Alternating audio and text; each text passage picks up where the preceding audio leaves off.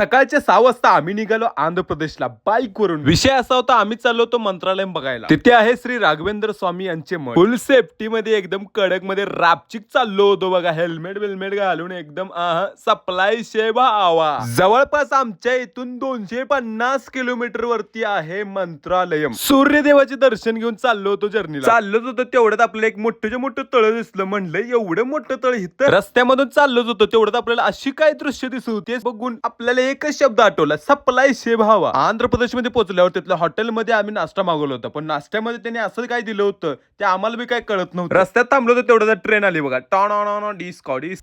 आंध्र प्रदेशच्या आत गेल्यावर तिथं आपल्याला एक ब्रिज लागते. ते कुठलं ब्रिज आहे मला माहित नाही, पण ती जी नदी आहे ती तुंगभद्रा नदी आहे. त्या ब्रिजचं नाव काय आहे मला कमेंट करून नक्की सांगा. आणि आपलं फायनल डेस्टिनेशन ते म्हणजे श्री राघवेंद्र स्वामी यांचं मठ.